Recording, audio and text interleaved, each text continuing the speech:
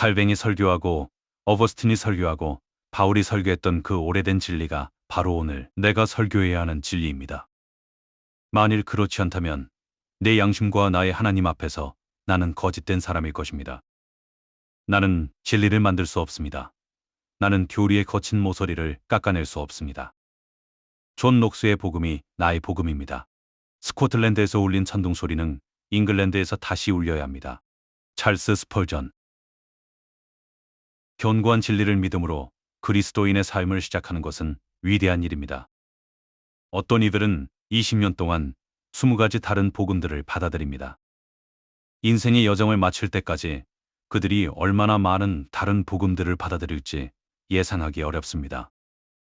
하나님께서는 제게 일찍부터 참된 복음을 가르쳐 주셨고 또 저는 이를 온전히 만족스럽게 여겼으며 다른 복음을 알기를 원치 않았다는 사실에 감사드립니다. 신조가 계속 바뀌는 것은 분명한 손실입니다. 나무를 1년에 두세 번 옮겨 심어야 한다면 열매를 저장하기 위해 큰 창고를 지을 필요는 없을 것입니다. 사람들이 교리적 원칙을 항상 바꾼다면 하나님의 영광을 위해 많은 열매를 맺지 못할 것입니다.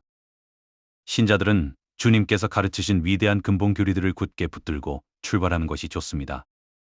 만일 제가 어떤 이들이 설교하는 일시적이고 하찮은 한시적으로만 유지되는 구원을 믿었다라면 저는 전혀 감사하지 않았을 것입니다.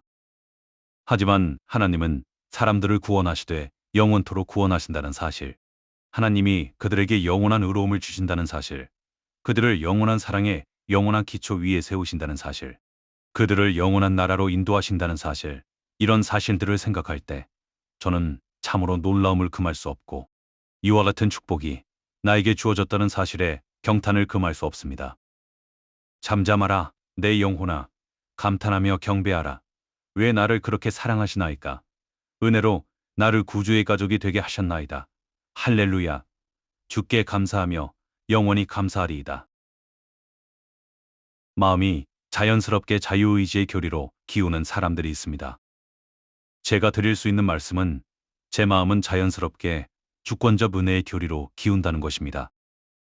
가끔씩 거리에서 매우 불량한 사람들을 볼 때면 하나님께서 저를 그들처럼 살도록 내버려 두지 않으셨음을 생각하며 제 마음은 감사의 눈물로 벅차오릅니다. 만일 하나님이 저를 내버려 두시고 은혜를 베푸시지 않았더라면 저는 참으로 극악한 죄인이 되었을 것임이 분명합니다. 만일 하나님이 저를 제어하지 않으셨다면 저는 죄악의 극단까지 달려갔을 것이고 죄악의 심연으로 뛰어들었을 것이며 어떤 죄악이나 어리석음에서도 벗어나지 못했을 것입니다. 저는 하나님이 원하셨기 때문이라는 이유 외에 제가 구원받은 다른 이유를 발견할 수 없습니다. 아무리 찾으려 해도 제 안에서는 제가 하나님의 은혜를 받게 된 어떠한 이유도 발견할 수 없습니다. 지금 이 순간 제가 그리스도와 함께 있는 이유는 다만 예수 그리스도의 저를 향하신 뜻 때문이고 그의 뜻은 그가 계신 곳에 제가 함께 있어 그의 영광을 함께 누리는 것이기 때문입니다. 그의 전능하신 은혜가 저를 깊은 웅덩이 아래로 떨어지지 않도록 구원하셨기에 저는 면류관을 그의 머리에 쓰시도록 드릴 수밖에 없습니다. 지난 삶을 돌이켜보건대 그 시작은 하나님의 빛으로 가득했고 하나님의 능력으로 충만했습니다. 제가 횃불로 태양에 불을 붙인 것이 아니라 태양이 제게 있는 어둠을 밝혀주었습니다. 제가 영적인 삶을 시작한 것이 아닙니다. 오히려 저는 성령이 하시는 일에 저항하며 발길질했고 그 일에 맞서 싸웠습니다. 그가 나를 끌어당기실 때 한동안 저는 그를 향해 달리지 않았습니다. 제 영혼에는 거룩하고 선한 모든 것에 대한 본능적인 징후가 있었습니다.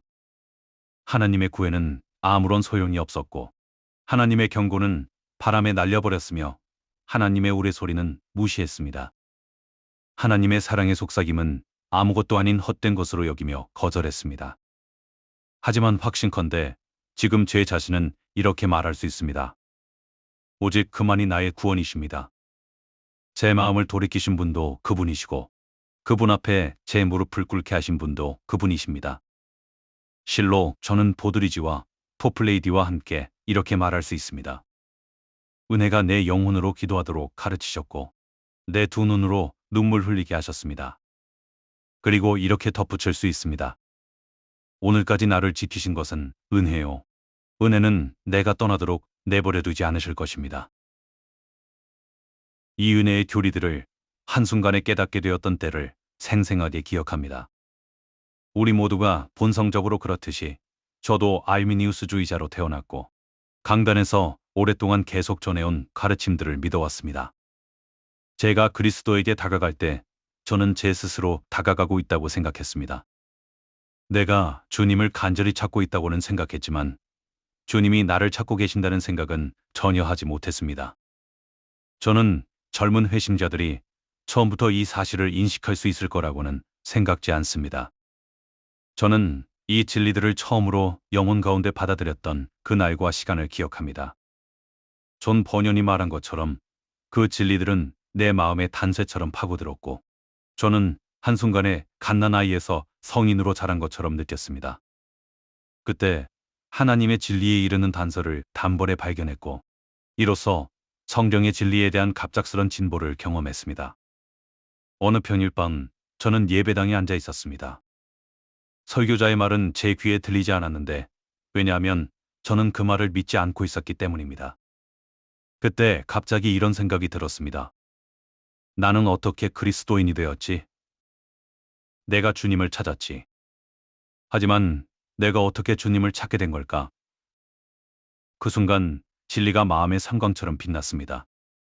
만일 이전에 내 마음속에 어떤 영향력이 작용하여 나로 주님을 찾게 만들지 않았더라면 나는 주님을 찾지 않았을 거야.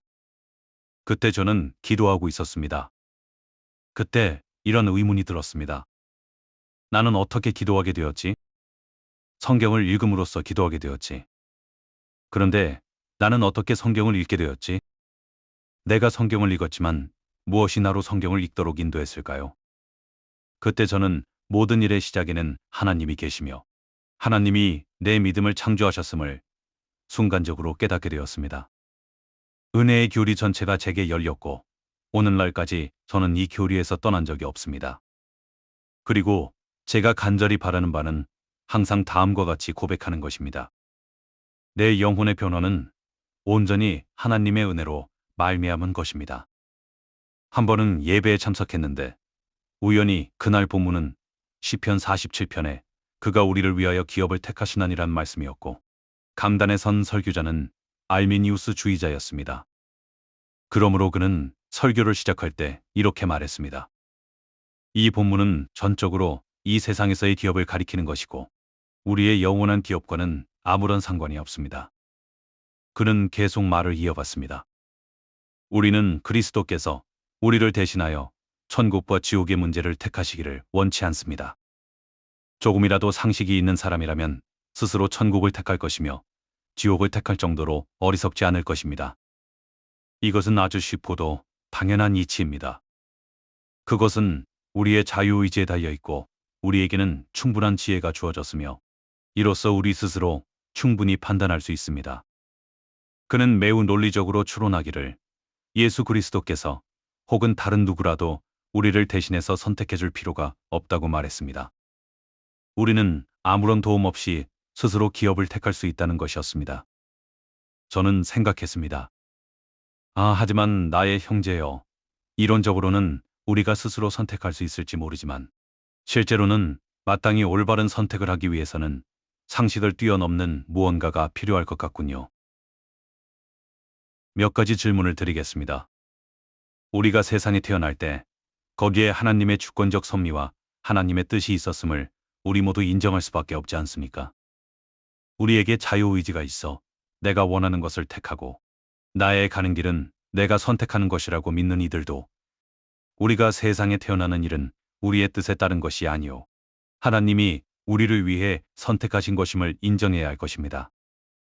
우리가 어떤 부모님을 만나게 될지 우리의 권한으로 결정할 수 있습니까? 이 선택이 우리의 의지와 무슨 상관이 있습니까? 하나님이 우리의 부모님과 고향과 친구들을 정하신 것 아닙니까? 하나님이 경건한 어머니를 우리에게 허락하사 우리를 위해 아침 저녁으로 무릎 꿇고 기도하게 하셨습니다.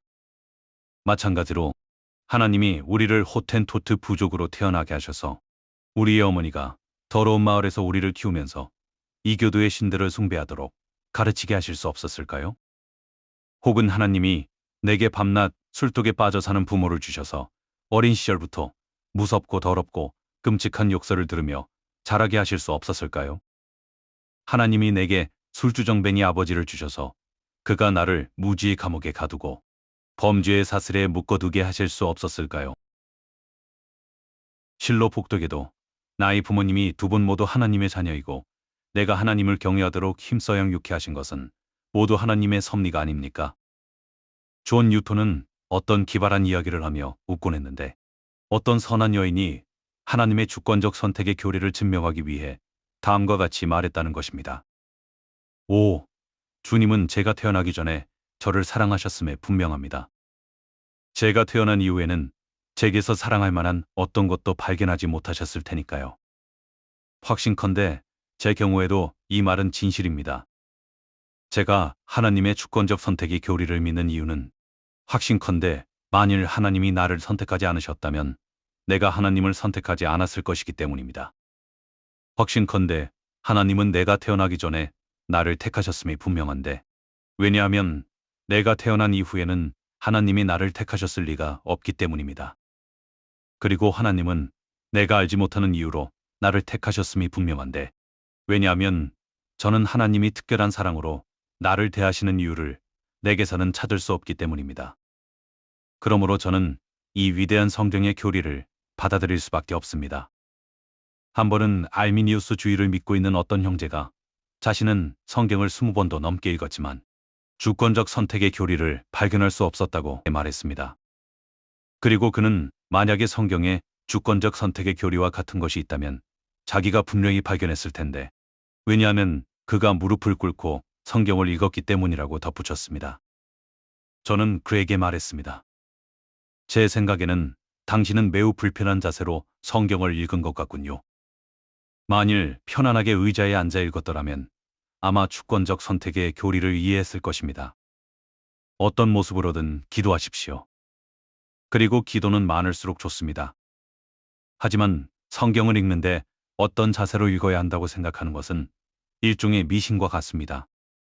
그리고 성경을 20번을 읽는 동안 주권적 선택의 교리에 대한 아무런 말씀도 발견하지 못했는데 그 이외에 다른 것을 발견했다면 그것은 놀라운 일입니다.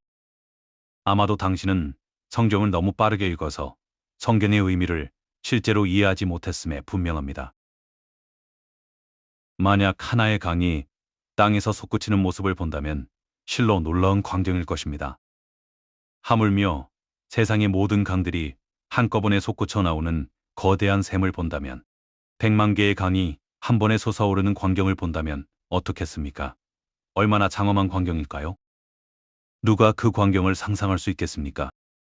그러나 하나님의 사랑이 바로 그와 같은 셈입니다. 인류를 기쁘게 한 모든 자비의 강들, 시간 속의 은혜의 강들과 영원 속의 영광의 강들 모두가 그 샘에서 흘러나옵니다.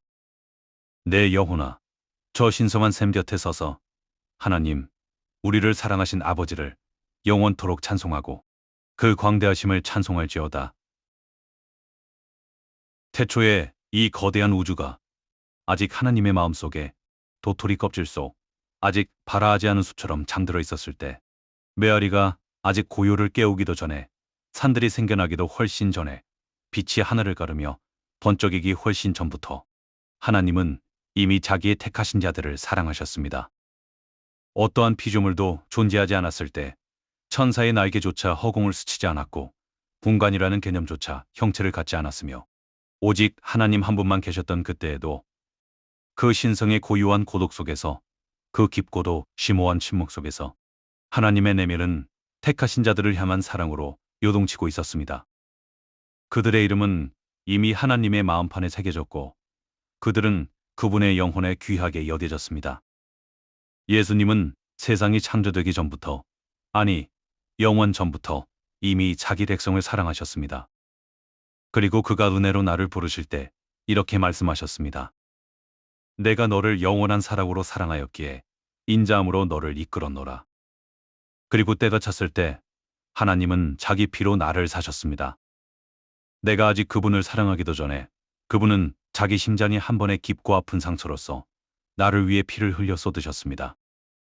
그분이 처음 내게 오셨을 때 나는 그분을 거절하지 않았습니까?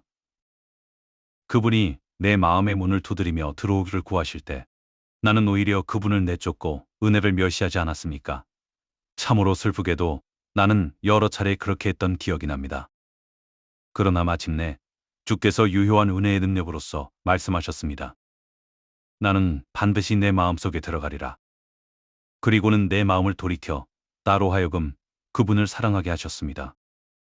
지금까지도 만일 그분의 은혜가 아니었더라면 나는 여전히 그분을 거부했을 것입니다. 내가 죄로 인해 죽어 있을 때 그분이 나를 값주고 사셨다면 논리적이고 필연적인 결론은 다음과 같은 것이 아니겠습니까? 그것은 그분이 먼저 나를 사랑하셨다는 사실일 것입니다. 나의 구주께서 나를 위해 죽으신 이유가 내가 그분을 믿었기 때문입니까? 아닙니다. 그때 나는 존재하지도 않았습니다. 내가 아직 태어나지도 않았는데 주께서 나의 믿음을 근거로 죽으실 수 있었겠습니까?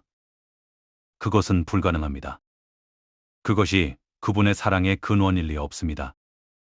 하지만 누군가 말할 것입니다. 그분이 당신이 믿을 것을 미리 아셨기에 당신을 사랑하신 것이라고 말입니다. 그러나 그분이 내 믿음에 대해 미리 아셨다는 것은 무슨 의미입니까? 그분이 내가 스스로 믿음을 얻어 나 혼자의 힘으로 그분을 믿게 될 것을 내다보셨다는 뜻입니까? 아닙니다. 그럴 리 없습니다. 왜냐하면 어떤 그리스도인도 성령의 도움 없이 나 스스로 예수님을 믿게 되었다고 말하지 않기 때문입니다. 저 또한 수많은 신자들과 이 문제에 관해 대화했지만 그 누구도 자기 가슴에 손을 얹고 나는 성령의 역사 없이 예수를 믿었다고 말한 사람을 본 적이 없습니다. 저는 인간의 마음이 전적으로 부패했다는 교리를 굳게 믿습니다. 왜냐하면 제 자신의 마음이 전적으로 부패했음을 보았기 때문이고 내 육신에 선한 것이 거하지 않는다는 증거를 날마다 보고 있기 때문입니다. 비록 하나님이 타락하지 않은 사람과 언약을 맺으신다 하더라도 사람이 너무나도 하찮은 존재임을 생각할 때 그것은 주님이 은혜롭게도 자신을 낮추신 일일 것입니다. 하지만 만일 하나님이 죄악으로 가득한 사람과 언약을 맺으신다면 사람은 너무나도 가증스러운 피조물이라는 사실을 고려할 때 그것은 오직 하나님 편에서 이루어진 자유롭고 부유하신 은혜요. 순수한 주권적 은혜임에 틀림없습니다. 그러므로 주님이 저와 언약을 맺으실 때 확신컨대 저는 이것이 온전히 은혜이며 은혜가 아니고서는 설명할 길이 없습니다. 저는 제 마음이 부정한 짐승과 새들이 모이는 소굴이라는 사실을 알고 있습니다. 또한 온전히 새롭게 되지 못한 나의 의지가 얼마나 완고하고 하나님의 주권적 통치에 거역하고 반발하는지 알고 있습니다. 그러므로 저는 하늘나라에 들어갈 때 아버지의 집에서 가장 낮은 곳에 모든 성도 중에 가장 작은 자보다 더 작은 자들 가운데 죄인 중에 괴수들과 함께 있고 싶습니다. 이미 세상을 떠난 대놈 선생은 자신의 초상화 밑에 구원은 주께 속하였나이다라고 기록했는데 그것은 실로 가장 훌륭한 말입니다. 이는 전형적인 칼빈주의 표어이며 그 요약이자 핵심입니다. 누군가 제게 칼빈주의자라는 말을 무슨 뜻으로 쓰느냐고 묻는다면 저는 이렇게 답할 것입니다. 칼빈주의자는 구원은 주께 속하였나이다 라고 말하는 사람입니다. 성경에서 저는 이 교리와 다른 어떤 교리도 찾을 수 없습니다. 이것은 성경의 핵심입니다. 오직 주만이 나의 반석이시요 나의 구원이시라. 이 진리와 모순되는 어떤 교리라도 제게 말해 보십시오. 그것은 분명히 이단입니다. 제게 어떤 이단 교리를 말해 보십시오. 저는 그 본질을 하나님은 나의 바위시요 나의 구원이시라라는 진리, 이 위대하고 근본적이며 반석 같은 진리에서 벗어났다는 사실에서 찾을 것입니다. 로마 가톨릭 이단이 예수 그리스도의 온전한 공로에 다른 무언가를 더하는 것이 아니면 무엇이란 말입니까? 그리스도의 공로로 의롭다 하심을 받은 것만으로는 부족하고 거기에 육체의 일을 더해야 한다는 교리인 것입니다. 알미니우스 이단이 구속주의 사역에 다른 무언가를 첨가하는 교리가 아니면 무엇이란 말입니까?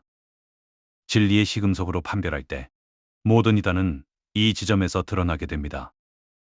제 생각을 밝히자면 오늘날 우리가 칼빈주의라 부르는 것을 전파하지 않고서는 그리스도와 그의 십자가에 못 박히신 것을 전파할 방도가 없습니다. 칼빈주의는 하나의 명칭에 불과합니다. 칼빈주의는 복음이고 그 외에 다른 어떤 것도 아닙니다. 사람이 자기 행위로가 아니요 오직 믿음으로 의롭다 하심을 얻는다는 교리를 전파하지 않고서는, 또한 하나님이 은혜를 베푸실 때 그것이 전적으로 하나님의 주권에 따른 것임을 전파하지 않고서는, 또한 하나님의 주권적 선택이 불변하고 영원하며 모든 것을 이기는 여호와의 사랑의 표현임을 전하지 않고서는 우리는 복음을 전파할 수 없을 것입니다. 그리스도께서 십자가에서 이루신 구원은 그분이 선택하신 백성들을 위한 개별적 구속, 곧 특정한 자들을 위한 제한적 속죄였습니다. 저는 이 사실을 기초로 삼지 않고서는 결코 복음을 전할 수 없다고 믿습니다. 또한 저는 성도가 부르심을 받은 후에 타락할 수 있다거나 하나님의 자녀들이 일단 예수님을 믿었는데 저주의 불길 속에 던져지도록 방치하는 복음은 결코 이해할 수 없습니다. 나는 그러한 복음을 혐오합니다. 만일 그리스도의 양들이 은혜에서 떨어져 나가는 일이 정말 일어날 수 있다면 이 변덕스럽고 연약한 나의 영혼은 하루에도 1000번은 더 타락했을 것입니다. 만일 하나님이 사랑하시는 성도 중 단 하나라도 멸망했다면 우리 모두도 멸망할 수 있습니다.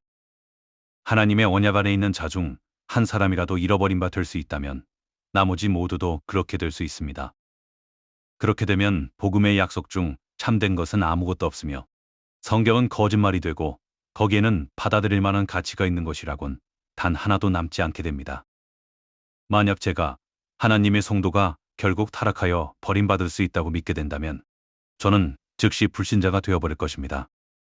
하나님께서 한 번 나를 사랑하셨다면 그분은 영원히 나를 사랑하실 것입니다. 하나님은 무한한 정신의 소유자이십니다. 그분은 모든 일을 행하시기 오래전부터 그 거대한 지성으로 모든 것을 계획하셨습니다. 그리고 일단 정하신 것은 결코 바꾸지 않으십니다. 하나님께서 이 일이 이루어지리라 말씀하시면 운명의 철권이 그것을 새기고 그 일은 반드시 실현됩니다. 이것이 나의 목적이다라고 하시면 그 목적은 영원히 굳게 서게 되며 땅도 지옥도 그것을 바꿀 수 없습니다. 하나님은 말씀하십니다. 이것이 나의 작정이다. 거룩한 천사들아, 이를 공포하라. 너희 마귀들아, 할 수 있다면 하늘문에서 이 작정을 찢어내 보아라. 너희는 결코 나의 작정을 바꿀 수 없으니 이것은 영원히 서리라.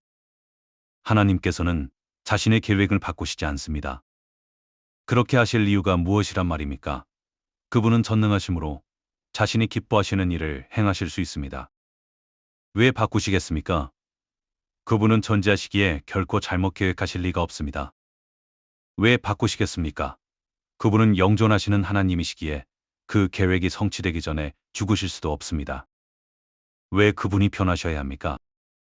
지구상의 무가찬 원자 같은 존재들이요, 하루살이 같은 인생들이요, 존재라 부르는 월계수 잎사귀 위를 기어다니는 벌레 같은 인생이요.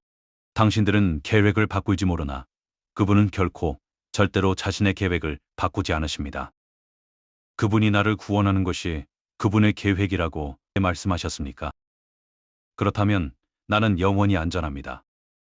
그분 손바닥에 새겨진 나의 이름은 영원조차 지워내지 못하리니 결코 지워지지 않을 은혜의 흔적으로 그분 가슴에 깊이 새겨진 채 남아있네.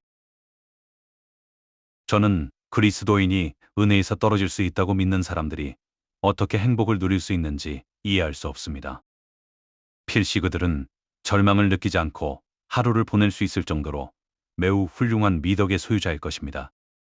만일 내가 성도의 최종 견인의 교리를 믿지 않는다면 내게는 아무런 위안의 근거가 없을 것이며 나는 모든 사람 중에 가장 비참한 사람일 것입니다. 나는 내 마음이 어떠한 상태에 이르든지 내 안에 끝없이 솟아나는 샘물이 있노라 말할 수 없을 것입니다. 그보다는 가끔씩 물이 나오지만 물이 갑자기 멈출 수도 있는 셈이라 할 것입니다. 또는 물이 항상 가득 차 있기를 기대할 수 없는 저수지에 비할 것입니다. 내가 믿기로 가장 행복하고 참된 그리스도인들은 감히 하나님을 의심하지 않는 사람들입니다. 그들은 하나님의 말씀을 있는 그대로 받아들이고 있는 그대로 믿으며 아무런 의문을 제기하지 않는 사람들입니다. 그들은 그저 하나님이 말씀하셨으니 그렇게 될 것이라고 확신하는 사람들입니다. 기꺼이 증언하건대 제게는 나의 주님을 의심할 아무런 이유도 심지어 이유의 흔적조차도 없습니다. 저는 하늘과 땅과 지옥을 불러 감히 할 수 있다면 하나님이 진실하지 않다는 증거를 가져오라고 외칠 것입니다. 지옥의 가장 깊은 곳에서는 마귀들을 부르고 이 세상에서는 많은 시험과 고난을 통과한 신자들을 부르며 하늘나라에서는 그리스도의 피로 씻음받은 오랜 경험을 지닌 하늘나라의 백성을 불러 요구할 것입니다. 그러할지라도 이 세 영역에서 하나님의 신실하심을 반박하는 단 하나의 사실이라도 제시할 수 있는 자를 단 하나도 찾지 못할 것입니다. 하나님은 마땅히 그 종들이 하나님을 신뢰하기를 요구하시는데 그 요구의 정당성을 의심할 자는 단 하나도 발견할 수 없을 것입니다. 많은 일들이 일어날 수도 있고 일어나지 않을 수도 있습니다. 하지만 다음의 일은 반드시 일어날 것입니다. 곧 그분이 나를 그 영광스러운 존전에 큰 기쁨과 즐거움 가운데 흠없고 온전하게 서게 하실 것입니다. 사람의 목적은 모두 성취되지는 않지만 하나님의 목적은 그렇지 않습니다. 사람의 약속은 깨질 수 있고 실제로 많은 사람의 약속이 깨졌지만 하나님의 모든 약속은 반드시 성취될 것입니다. 하나님은 약속하시는 분이시며 결코 약속을 어기는 분이 아닙니다. 그는 약속을 지키시는 하나님이시며 모든 하나님의 백성이 실로 그러함을 증명할 것입니다. 나의 개인적인 감사와 확신의 고백은 바로 이런 것입니다. 여호와께서 내게 관계된 것을 완전케 하실 것입니다. 나는 무가치하고 잃어버린 바 되었고 완전히 망가졌으나 그는 나를 구원하실 것입니다. 그리고 나는 그리스도의 피로 씻김을 받은 무리 가운데 있어 종려나무 가지를 흔들면서 면류관을 쓰고서 승리의 함성을 외칠 것입니다. 나는 쟁기질을 하느니 아무도 없지만 세상에 그 어떤 초장보다 푸르르고 그 어느 곳보다 풍성한 열매를 거두는 곳으로 갑니다. 나는 사람이 지은 어떤 건물보다 더욱 아름다운 건물 안으로 들어갑니다. 그것은 사람이 설계한 것이 아니오 하나님의 집으로서 사람의 손으로 지은 것이 아니오 하늘에 있는 영원한 집입니다. 하늘나라에서 내가 알고 누리게 될 모든 것을 주님께서 내게 주실 것이오. 마침내 내가 주님 앞에 나타날 때 나는 이렇게 말할 것입니다. 은혜가 모든 사역을 완성하리니 영원토록 편치 않을 사역이라 하늘의 마지막 머릿돌을 놓는 것도 은혜이니 진실로 찬양받기에 합당하도다. 자신들의 신학체계 안에서 예수의 보혈의 공로에 한계를 두는 사람들이 있습니다. 만일 제 신학체계가 그런 제한을 필요로 한다면 그런 신학체계는 집어 던져버릴 것입니다. 감히 저는 그렇게 할 수 없습니다. 감히 저는 그런 생각을 잠시라도 품을 수 없으며 그것은 신성 모독에 가까운 것처럼 보입니다. 그리스도의 완성된 사역의 공로는 바다처럼 깊고도 넓습니다. 저는 그 깊이를 도저히 헤아릴 수 없고 그 끝은 보이지 않습니다. 그리스도의 보혈에는 분명히 충분한 효력이 있습니다. 만일 하나님이 원하셨다면 이 세상의 모든 사람을 구원하셨을 뿐만 아니라 수만 개의 세상이 있어 거기 사는 모든 사람들이 창조주의 법을 어겼더라도 그 모두를 구원하셨을 것입니다. 일단 그리스도의 보혈의 공로에 무한성을 인정한다면 그 한계를 거론하는 것은 있을 수 없는 일입니다. 신성한 위격, 즉 하나님이신 예수 그리스도께서 제물이 되셨으니 그 효력이 제한적이라고 생각하는 것은 모순입니다. 한계와 범위라는 말은 신성한 제물에 적용할 수 없습니다. 신성한 목적의 의도는 무한한 제사의 적용 대상을 한정하는 것이지 무한한 제사 자체를 유한하게 만들지는 않습니다. 하나님이 이미 은혜를 베푸신 이들의 숫자를 생각해 보십시오. 하늘에 있는 헤아릴 수 없이 많은 사람들을 생각해 보십시오. 만일 당신이 오늘 하늘나라에 들어간다면 지금 이 순간 하늘 보좌 앞에 서 있는 사람들의 숫자를 헤아리느니 차라리 별들의 숫자를 헤아리거나 혹은 바닷가 모래 아래 숫자를 헤아리는 편이 쉬울 것이라 느낄 것입니다. 하늘 보좌 앞에는 사람들이 동서남북으로부터 모여와서 아브라함과 이삭과 야곱과 함께 앉아 있습니다. 하늘에 있는 자들뿐만 아니라 땅에 있는 구원받은 자들을 생각해 보십시오. 하나님의 복되신 이름을 찬송합니다. 제가 믿기로 그분의 택하심을 받은 백성은 이 땅에 수백만이 넘을 것입니다. 그리고 곧 날이 이를 것인데 지금보다 더욱 찬란하게 빛나는 날일 것이요.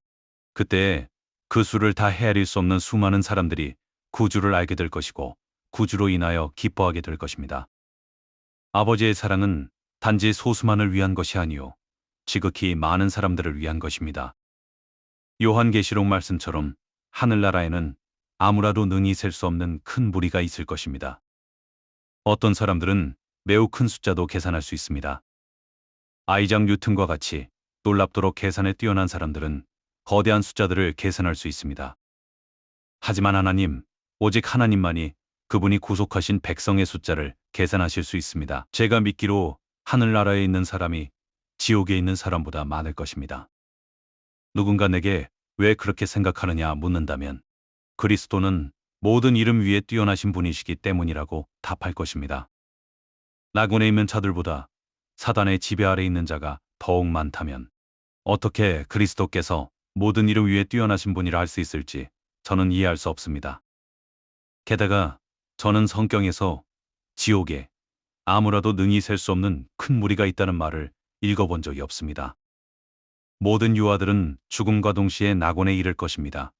그리고 저는 이 사실을 알게 되어 매우 기쁩니다. 얼마나 많은 어린 영혼들이 낙원에 있을지 생각해 보십시오. 이렇듯 헤아릴 수 없이 많은 온전케 된 의인의 영들이 이미 하늘나라에 있습니다. 그들은 지금까지 모든 민족과 족속과 방언과 나라들에서 구속을 받은 이들입니다. 그리고 더 좋은 시대가 올 것인데 그때는 온 세상이 그리스도를 믿는 신앙으로 가득할 것입니다. 그때의 그리스도께서는 북극에서 남극까지 무한한 능력으로 다스리실 것입니다. 천년왕국의 시대가 도래하여 모든 나라들이 그리스도 앞에 엎드려 절하고 모든 민족들이 하루에 생겨날 때 수없이 많은 사람들이 구원을 받을 것입니다. 그리하여 지난 수천 년간 부족했던 하나님의 백성의 숫자를 충분히 채우고도 남음이 있을 것입니다. 그리스도는 모든 곳에서 주가 되실 것이요 모든 땅에서 주를 찬송할 것입니다. 그리스도는 마침내 모든 이름 위에 뛰어나실 것이요 그리스도를 뒤따르는 행렬은 음울한 지옥군주의 전차를 뒤따르는 행렬보다 훨씬 장대할 것입니다. 보편적 속죄의 교리를 좋아하는 사람들은 다음과 같이 말합니다. 이 교리는 실로 아름답지 않습니까? 그리스도께서 모든 사람을 위해서 죽으셨다는 것은 참으로 아름다운 사상입니다. 그들은 계속해서 이렇게 말합니다. 그것은 그 자체로 인간의 본성에 호소력을 지니며 거기에는 기쁨과 아름다움으로 충만한 무언가가 있습니다. 저도 그런 사상에 어떤 충만한 기쁨과 아름다움이 있다는 말에 동의합니다. 하지만 아름다움은 종종 거짓과 관련되어 있습니다. 저도 보편적 구속의 이론에서 많은 아름다움을 발견합니다. 하지만 거기에 필연적으로 어떤 가정이 깔려 있는지 보여드리겠습니다. 십자가에 달린 그리스도께서 모든 사람을 구원하고자 의도하셨다면 잃어버린 영혼들을 구원하기로 의도하신 때는 그리스도께서 죽으시기 전일 것입니다. 만일 그리스도께서 모든 사람을 위해서 죽으셨다는 교리가 참이라면 그리스도께서 이 세상에 오시기 전에 이미 지옥에 떨어진 자들을 위해서도 죽으셨다는 말이 됩니다. 왜냐하면 분명히 그때에도 자신들의 죄로 인해 지옥에 던져진 사람들이 수없이 많았을 것이기 때문입니다. 하지만 만일 모든 사람을 구원하시는 것이 그리스도의 의도였다면 그리스도는 참으로 슬퍼하시며 크게 실망하셨을 것입니다. 왜냐하면 그리스도께서 친히 우리에게 증거하신 한 말씀 때문입니다. 그 말씀에 따르면 불과 유황으로 불타는 연못이 있고 어떤 이들이 그 절망의 구덩이 속에 던져져 고통을 받고 있는데 보편적 구속의 이론에 따르면 바로 이 사람들이 그리스도의 보혈로 구속을 받은 사람들이기 때문입니다. 제게는 이것이 칼빈주의 또는 제한적이고 개별적인 속죄교리의 결과들보다 수천 배나 더욱 혐오스럽습니다. 나의 구주께서 지옥에 있는 사람들을 위해 죽으셨다는 생각은 제게는 너무 끔찍하게 느껴집니다. 그가 모든 사람의 대리자가 되셨고 하나님께서 먼저 대리자에게 형벌을 내리셨는데 나중에 그 죄인들까지도 벌하신다는 생각은 제가 이해하는 하나님의 공의의 개념과 충돌하는 것 같습니다. 그리스도께서 모든 인류의 죄를 위해 속죄와 만족이 되셨음에도 불구하고 나중에 바로 그들 중 일부가 그리스도께서 이미 속죄하신 바로 그 죄로 인해 다시 형벌을 받아야 한다면 제가 듣기에 그것은 사투르누스나 야누스, 심지어 인도 암살교의 여신이나 가장 악마적인 이방신들에게서도 발견할 수 없는 끔찍한 불의로 느껴집니다. 의로우시고 지혜로우시며 선하신 여호와 하나님을 그처럼 생각한다는 것은 있을 수 없는 일입니다. 은혜의 교리들을 저보다 더 굳게 붙들고 있는 사람은 없을 것입니다. 누가 제게 칼빈주의자로 불리는 것이 부끄럽지 않은지 묻는다면 저는 그리스도인이라는 이름 외에 다른 이름으로 불리기 원치 않는다고 답할 것입니다. 하지만 제가 존 칼빈이 고수했던 교리들을 붙들고 있는지 묻는다면 저는 그의 핵심 교리들을 붙들고 있고 크게 기뻐하며 그 사실을 인정할 것입니다. 물론 저는 하늘나라에 칼빈주의를 믿는 그리스도인만 있을 것이라고 상상조차 한 적도 없습니다. 거기에는 우리와 다른 견해를 가진 그리스도인들도 분명히 있을 것입니다. 사람들은 현대 알미니우스주의의 황태자인 존 웨슬리의 성품과 영적 상태에 관해 정말 끔찍한 이야기들을 하곤 합니다. 제가 그에 대해서 할 수 있는 말은 저는 비록 그가 가르친 많은 교리들을 몹시 싫어하지만 그 사람 자신에 관해서 말하자면 저는 어느 웨슬리주의자보다 존 웨슬리를 존경한다는 것입니다. 우리 주님의 12사도에 두 사람을 더할 수 있다면 조지 휘필드와 존 웨슬리보다 합당한 사람은 찾을 수 없을 것입니다. 존 웨슬리의 성품은 자기 희생, 열심, 거룩함, 하나님과의 사귐에 있어 아무런 흠잡을 데가 없었습니다. 그는 보통의 그리스도인의 일반적인 수준보다 훨씬 높은 수준의 삶을 살았습니다. 그는 세상이 감당치 못할 사람들 중에 하나였습니다. 제가 믿기로 수많은 사람들이 이 진리들을 보지 못하지만 혹은 적어도 우리가 제시하는 방식대로 보지 못하지만 그럼에도 불구하고 그들은 그리스도를 구주로 영접했습니다. 그리고 은혜의 하나님은 가장 건전한 칼빈주의자만큼이나 그들을 소중하게 여기십니다. 또한 제가 믿는 교리들은 극단적 칼빈주의 형제들의 교리들과도 다르지 않다고 생각합니다. 그러나 제가 믿지 않는 것과 그들이 믿지 않는 것 사이에는 차이가 있습니다. 성경에 게시된 진리를 제가 그들보다 덜 믿지는 않습니다. 하지만 성경 안에 게시된 진리를 제가 그들보다는 약간 더, 그러니까 제 생각에는 조금 더 믿습니다. 성경에는 우리의 배를 동, 서, 남, 북으로 방향을 잡게 하는 몇 가지 핵심적 교리들이 있습니다. 하지만 말씀을 연구하다 보면 우리는 북서쪽, 북동쪽, 그리고 이 네 개의 핵심 방향 사이에 있는 모든 방향으로 뱃머리를 돌리게 하는 다른 것들도 배우게 됩니다. 성경에 게시된 진리의 체계는 단순히 하나의 직선이 아니라 두 개의 직선입니다. 이 두 개의 직선을 동시에 보는 법을 깨닫게 될 때까지 어느 누구도 복음에 대한 올바른 관점을 가질 수 없을 것입니다. 예를 들어 성경의 어느 책에서 성령과 신부가 말씀하시기를 오라 하시는도다. 듣는 자도 오라 할 것이요 목마른 자도 올 것이요 또 원하는 자는 값없이 생명수를 받으라 하시더라 라는 말씀을 읽습니다. 하지만 동일한 성령의 감동으로 기록된 말씀의 다른 곳에서 그런즉 원하는 자로 말미암음도 아니요 다른 박질하는 자로 말미암음도 아니요 오직 긍휼히 여기시는 하나님으로 말미암음이니라 라는 말씀을 배웁니다. 성경의 한 곳에서는 하나님이 섭리로 모든 것을 주관하심을 발견하지만 성경의 다른 곳에서는 사람이 자기가 원하는 대로 행하는 것을 반드시 보게 됩니다. 하나님은 엄청난 수준까지 사람이 마음대로 하도록, 즉 그의 자유의지대로 하도록 내버려 두십니다.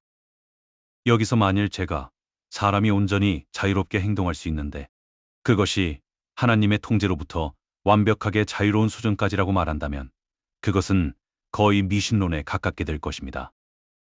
반면 제가 하나님은 모든 일을 온전히 다스리시는데 그 정도가 사람에게는 아무런 자유가 없고 따라서 그 행위에 대한 책임도 물을 수 없는 수준이라고 말한다면 이는 도덕률 폐기론 또는 숙명론에 빠지는 것입니다. 하나님은 예정하시지만 사람에게는 책임이 있습니다. 하지만 이 두 사실을 분명히 보는 사람은 매우 드뭅니다. 사람들은 이 둘을 서로 일관성이 없거나 모순으로 생각합니다. 만일 내가 성경의 한 부분에서 모든 것이 미리 정해진 것으로 가르치고 있음을 본다면 이는 진리를 본 것입니다.